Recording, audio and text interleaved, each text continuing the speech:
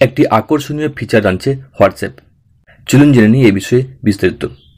তাই ভিডিওটি অবশ্যই দেখুন সম্পূর্ণ, স্কিপ না করে শেষ পর্যন্ত।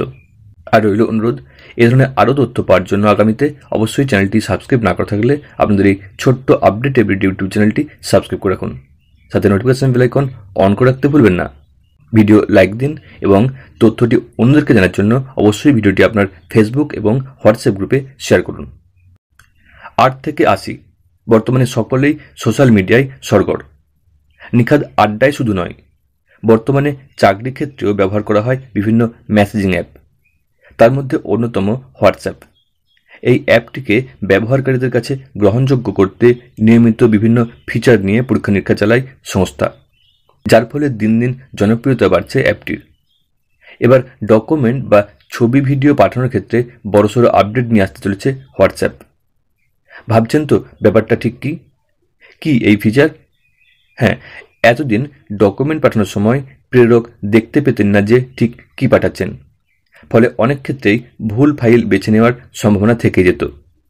এদিকে যাকে ডকুমেন্টটি পাঠাচ্ছেন তিনিও যতক্ষণ না ফাইলটি ডাউনলোড করছেন ততক্ষণ কিছু দেখতে পান না। কিন্তু এবার থেকে কোনো ডকুমেন্ট পাঠানোর আগে তা দেখতে পারবেন প্রেরক, অর্থাৎ ভুল কিছু পাঠানোর সম্ভাবনা এক্ষেত্রে একেবারেই থাকছে না।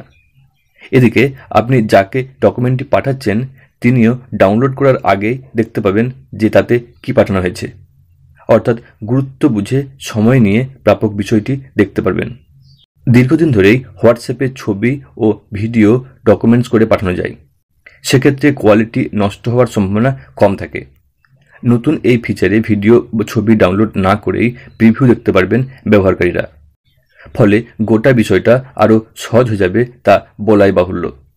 তবে প্রথমে অ্যান্ড্রয়েড ব্যবহারকারীরা এই ফিচারের সুবিধা পাবেন। প্রসঙ্গত আসছে আরও এক ফিচার।